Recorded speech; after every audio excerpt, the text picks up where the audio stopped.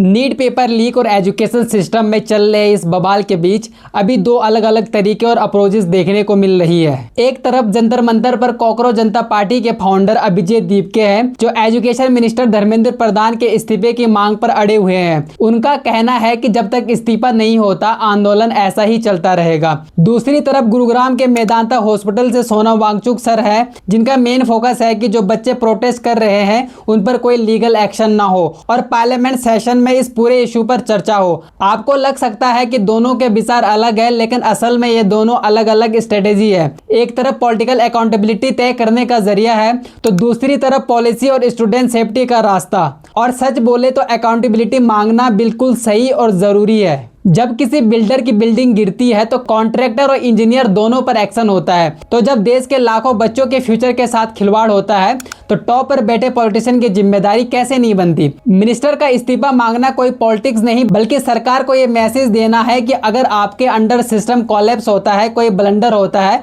तो उसकी जिम्मेदारी भी आपकी होती है। डेमोक्रेसी ऐसी ही चलती है। जब कोई मिनिस्टर इस्तीफा देता है तो आने वाले हर लीडर को यह पता होता है कि यहाँ लापरवाही नहीं चलेगी।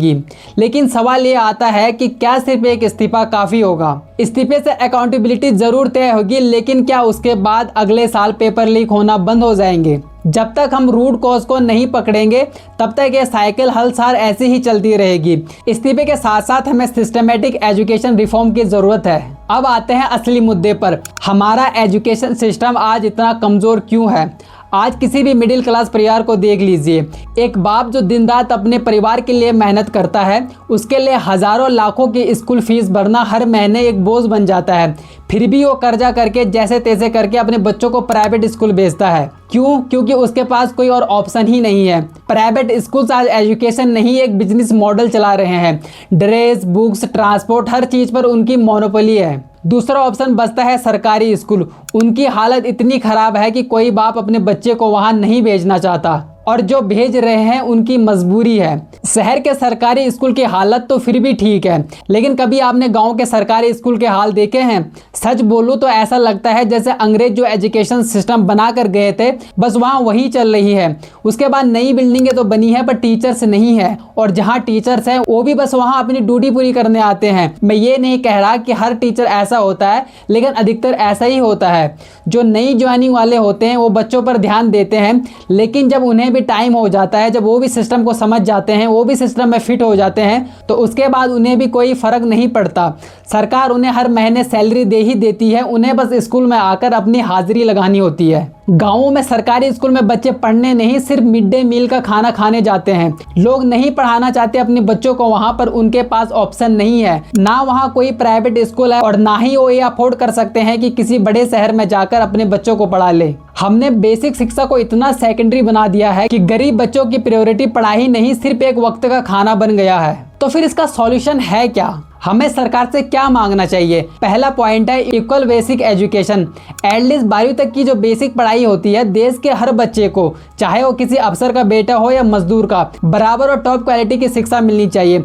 जब तक सरकारी स्कूल प्राइवेट के बराबर नहीं होते या उससे अच्छा नहीं होते, तो जो ये फीस के नाम पे लूट होती है ये बंद नहीं होगी। दूसरा है प्रैक्टिकल लर्निंग। हम आज भी 20 से 30 साल पुराना किताबी ज्ञान रट्टा मार रहे हैं। आज दुनिया AI, टेक्नोलॉजी और रियल वर्ल्ड स्किल पर चल रही है। आज के टाइम में हर चीज का जवाब तो इंटरनेट पर मिल ही जाता है। अब हमें बच्चों को जवाब रटवाना नहीं, बल्कि क्वेश्चन स्किल सिखाने की जरूरत है। एग्जाम का पैटर्न कुछ ऐसा होना चाहिए कि जो रट्टा मारने और पेपर लीक करवाने वालों को यूजलेस बना दे, जहां बच्चे की क्रिटिकल थिंकिंग, प्रैक्टिकल नॉलेज और कम्युनिकेशन स्किल्स टेस्ट हो। आज 15 साल पढ़ने के बाद भी बच्चा इंटरव्यू में बात करने से डरता है। क्यों? क्योंकि सिस्टम ने उसे कभी ये सिखाया ही नहीं। तो बात साफ है, नेताओं से अकाउंटेबिलिटी मांगना बिल्कुल सही और जरूरी भी है, लेकिन ये फाइट सिर्फ किसी इस्तीफे तक खत्म नहीं होनी चाहिए। अभिजीत दीपके और उनके साथ प्रोटेस्ट कर रहे लोग जो अकाउंटेबिलिटी की मांग कर रहे हैं वो भी जरूरी है, और सोनम वांगचुक सर जो पॉलिसी लेवल चर्चा और स्टूडेंट प्रोटेक्शन की बात कर रहे हैं वो भी उतना ही जरूरी है। हमें दोनों चाहिए, पॉलिटिकल अकाउंटेबिलिटी भी और एजुकेशन रिफॉर्म भी। आपका इस पर क्या मानना है? क्या अब वक्त आ गया है कि सरकार को हमारे पूरे एजुकेशन सिस्टम को ग्राउंड लेवल से रिफॉर्म करने की जरूरत है?